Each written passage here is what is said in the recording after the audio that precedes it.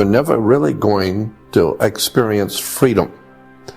Because as a man thinketh, so is he. People are dying from a lack of knowledge. They're wasting their lives away because they're ignorant, ill-informed, and unread as to how the world works. Knowledge is the key. And unfortunately, too many people are preoccupied with watching television and sports and trying to make a dollar just to stay alive. They don't realize what's really going on behind the scenes in our country of America and around the world.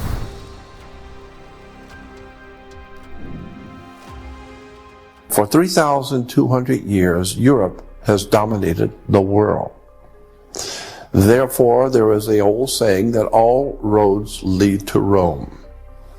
So when you begin to see the wars and the tragedies and the things that are going on in the world today, the corrupt politics, the lies and the deception and the wars and incredible things which we're seeing, that people are becoming more and more concerned and worried about what's going on the world scene and where are we going as a civilization, especially Europe now and America. Just keep in mind that what you are seeing today, happening on the earth today, with all the wars and economic problems, etc., all has a pedigree. It all has a background which you need to understand. It's called the history of our country, the history of Rome, the history of the Roman Empire. And so this is why I have always wanted to uncover, so to speak, the hidden history of Europe, the hidden history of America, and in point of fact, the hidden history of the world we live in. Because as I said before, so much of our religion, our government, our commercial systems, our educational systems are all based on ancient concepts and belief systems. And unless and until you educate yourself as to how your world operates, you're never really going to experience freedom. Because as a man thinketh, so is he.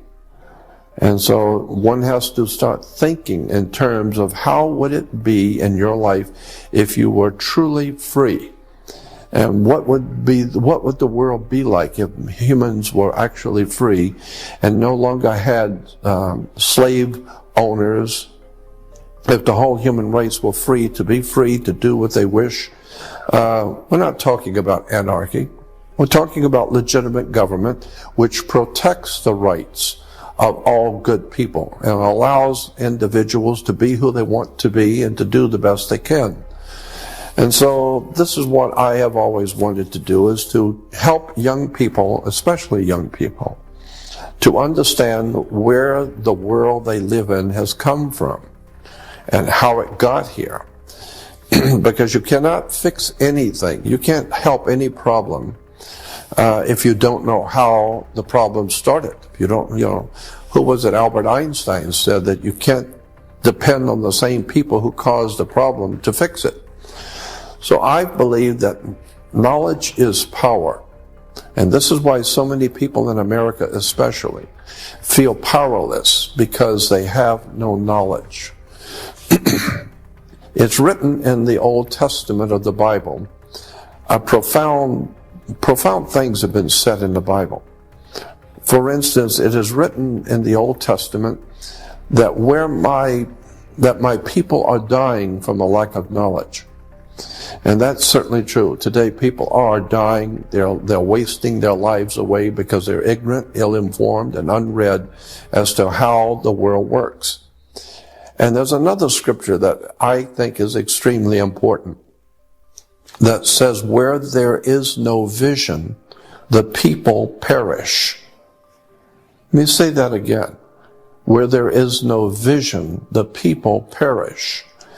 Simply meaning that as long as civilization does not understand where we have come from, where we are now, and where is the whole human race going in the future, if you don't have that kind of spiritual vision, then we're going to perish. because all of us are nothing more than sitting ducks in the pond. Unless you understand freedom and where it came from and how it was obtained, and unless you start thinking in terms of protecting your rights and your freedoms, the ancient Roman law, and I find ancient Roman law very interesting. Roman law basically said, there was a maxim in Roman law that says, for he who would be deceived, let him.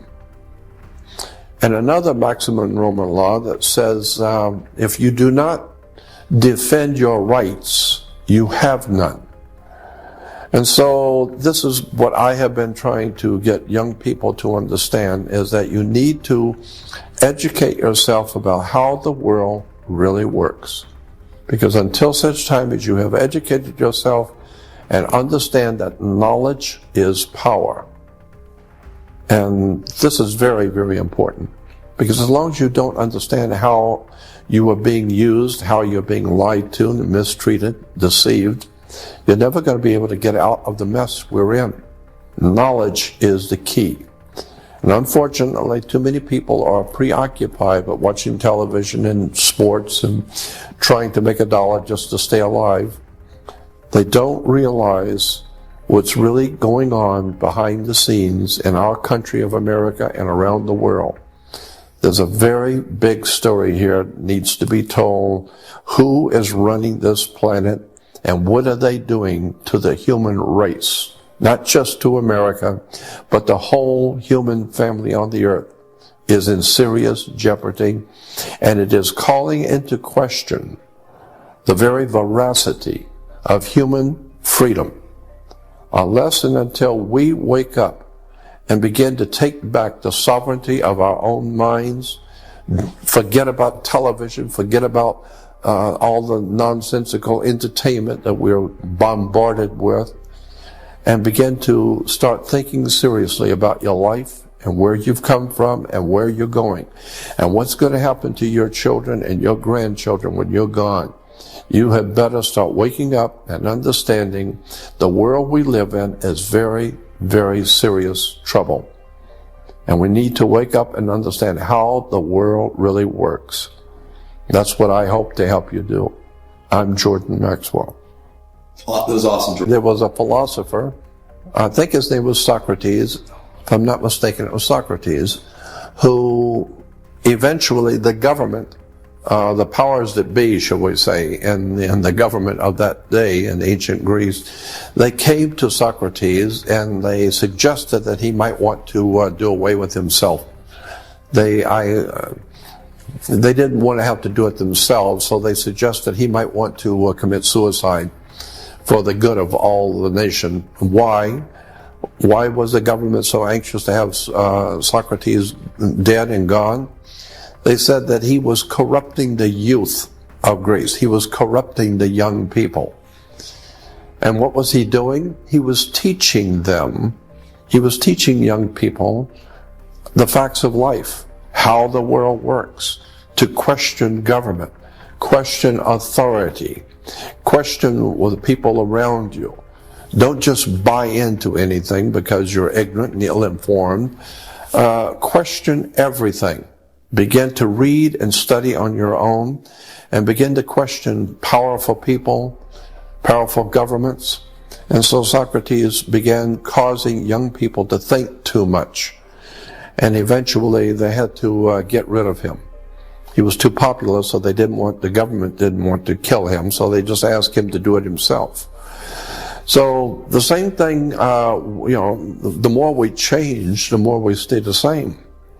Nothing changes, and so there's nothing new under the sun.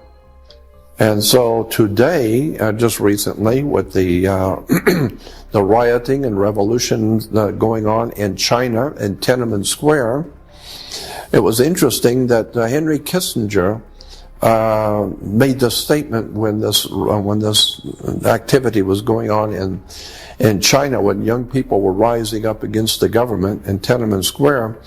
The news people asked Kissinger what he thought was going on. Why were these young people doing this?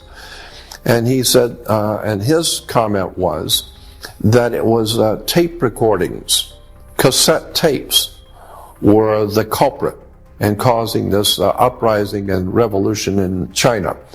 And what he was saying was that young people here and from China who are living here in America, who were enjoying the fruitage of freedom and liberty and justice and education and knowledge, were making tapes, cassette tapes, and sending them back to their friends back home, to young people, their young friends back home, and their young friends back in China were reproducing those tapes.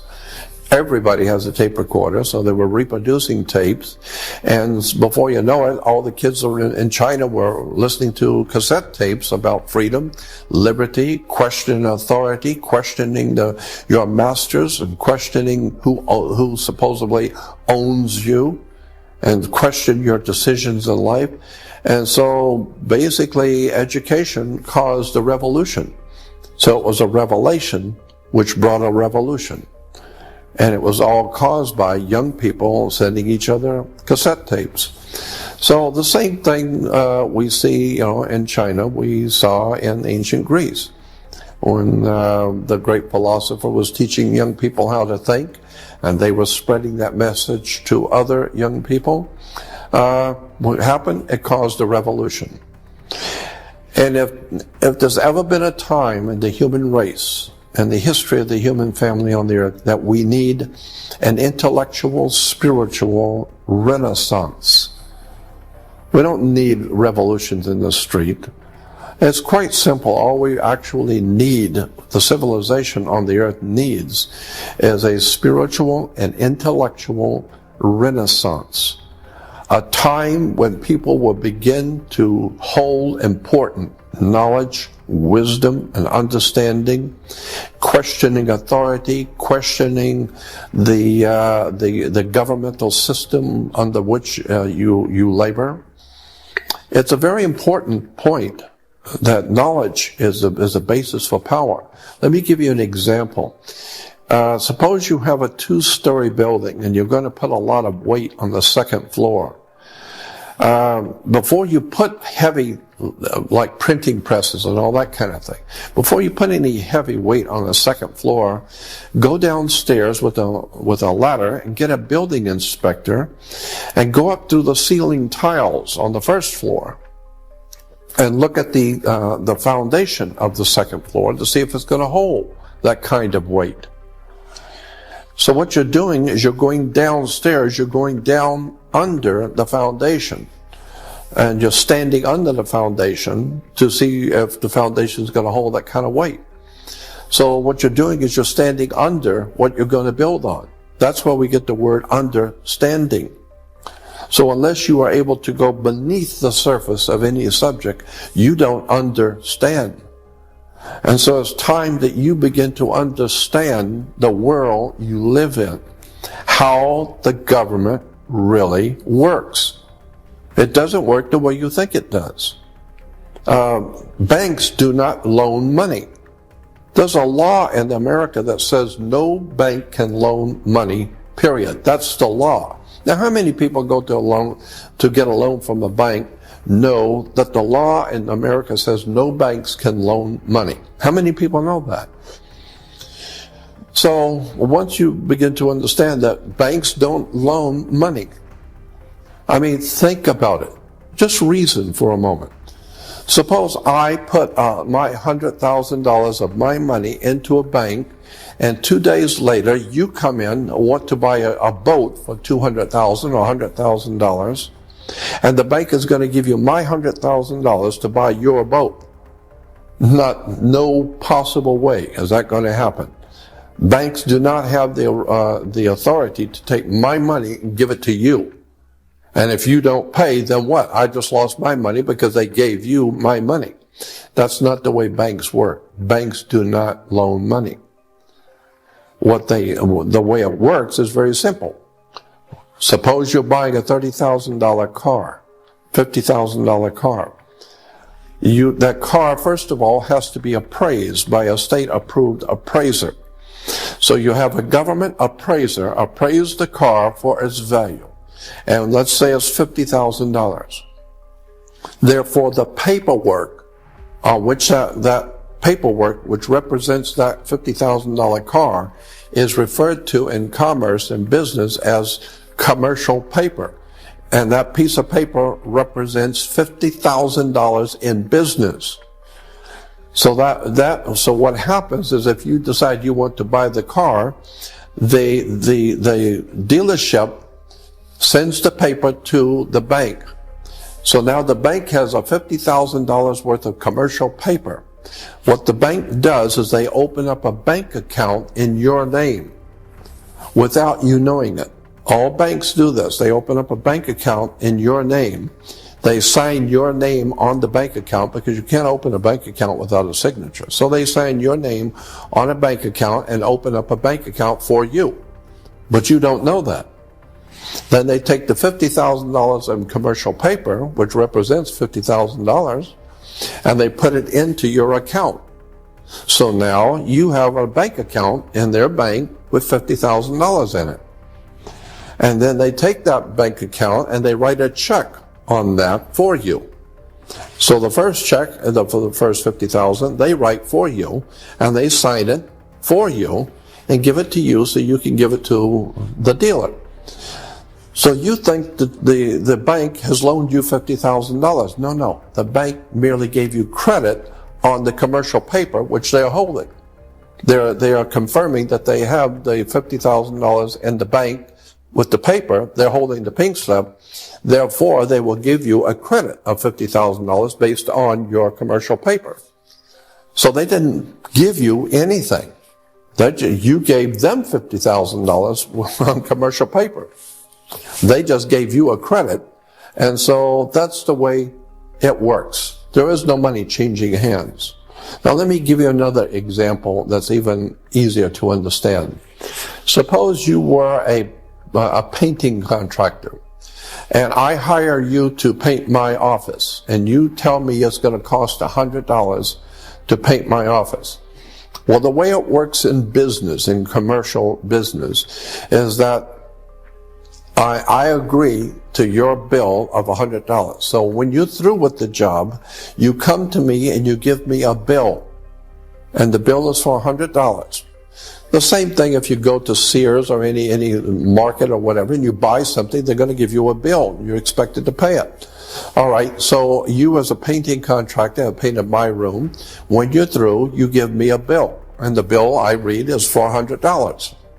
I reach in my wallet and I pull out a $100 bill and I give it to you.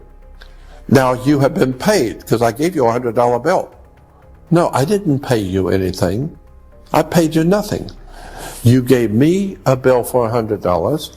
I reach in my wallet. I give you a bill for $100. It's called a $100 bill. So now you owe me $100. It's a bill. Look on the $100 bill, and at the top it says a Federal Reserve note. It's a bank note, meaning you now owe me $100. It's a bank note.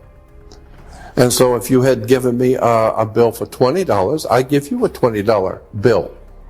So all we're doing is just exchanging bills. That's why banks are called banks of exchange. So we're just exchanging paper. Nobody has bought anything.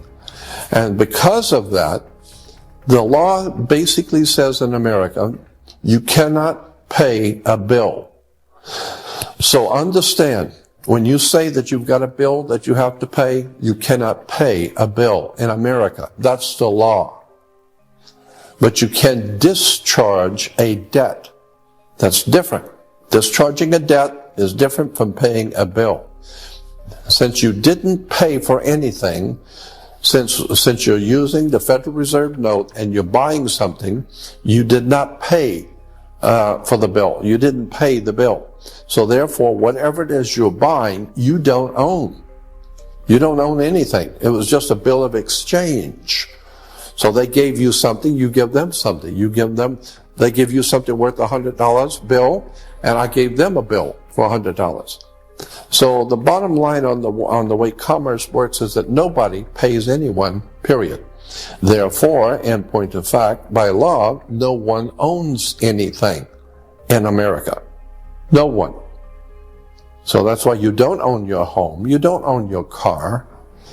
And once you understand how the world works, it's an extraordinary story, a betrayal of the human family.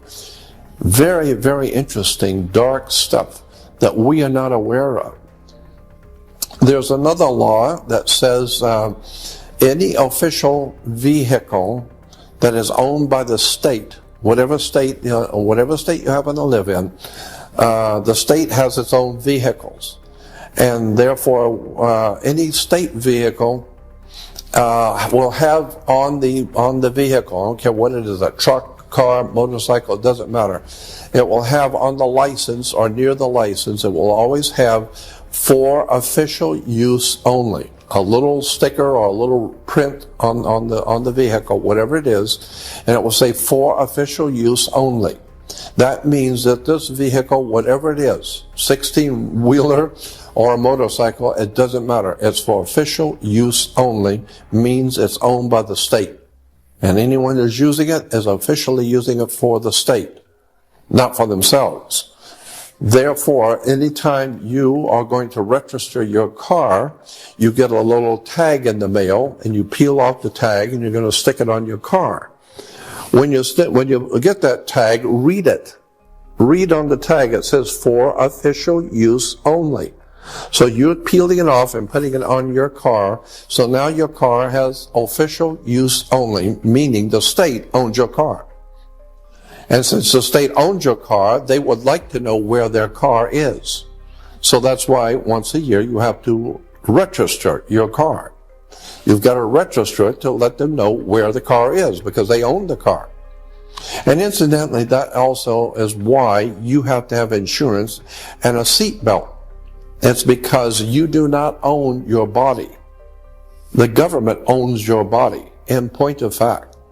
And so your body is a security on the New York Stock Exchange, and the corporation that owns you, and you are owned. There are laws that expressly say that you are owned. You just don't know it. And since you are owned, your owners do not want you to get hurt, so that they have to take care of you, because you're a security on the New York Stock Exchange. So you must carry insurance. Well, I mean, that makes sense if you've got a stock on the stock market. If you can insure it, that's even better. And so that's why you have to have a license. You have to have insurance. You can't get married without a license, because everything in our life is a business. Getting married is a business. That's why you have to have a license to get married. The word license simply means a permit to do something, which without that permit is unlawful. Therefore, is totally unlawful for you to in any way, shape, or form have any relationship with a male or a female intimately without a license. So that's why you have to have a license to get married. Why? It's because you are considered by law a maritime admiralty product. It's a very big story, very, very deep, and most people have never heard such a thing. But the bottom line is, what I'm telling you is absolutely true. All you have to do is just start reading a little bit about how commerce works, how government works, how banks work. It's a fascinating story about how the world in no possible way works the way you think it does. So all I'm suggesting is that you might want to, for the first time in your life, start thinking seriously about where you're going and where your country is going, and what's going to happen to your children and your grandchildren when you wake up one day to discover your freedoms are gone, your country is gone, your protections that were guaranteed to you as a citizen are gone. We are going to be in very serious trouble because we are ill-informed, unread, undisciplined, and have been taught to bow down and curtsy before royalty. We fall all over ourselves with celebrities, and all we understand anymore is the ball games and the sports and the entertainment. But nobody is suggesting that we might want to start reading the foundations of this country, begin to read and understand how government really works, once you begin to see how a bank works, why do you have a bank? Why do we do any banking? Banks are found on both sides of a river. They're called river banks. What does a river bank do? It directs the flow of the currency, because your money is called currency, because it's a ebb and flow of a current. And it's called liquid asset. And when you can't pay for something, then you're underwater. It's an extraordinary story, as I said, about the deception that goes on throughout the world about the real world and how it actually works. So all I'm suggesting is that you might want to take some time out of your life and start looking at the reality of the world you live in, because the world is growing more and more dangerous, more and more ignorant, and extremely violent. And unless and until the people rise up and decide to take back their sovereignty and do something about their lives and quit waiting for government to do something, because in America, Americans love to talk about how we have the ability to elect our leaders. We're big on talking about how we can elect our leaders. But as Dick Gregory once said a long time ago, yes, we can elect our leaders, but you can't select your leaders. You don't select anyone. Your masters who own you will select who will run. You can merely vote on whoever they decide to allow you to vote on. If you enjoyed this video, make sure to check out the next one right here on this channel. Thank you for watching.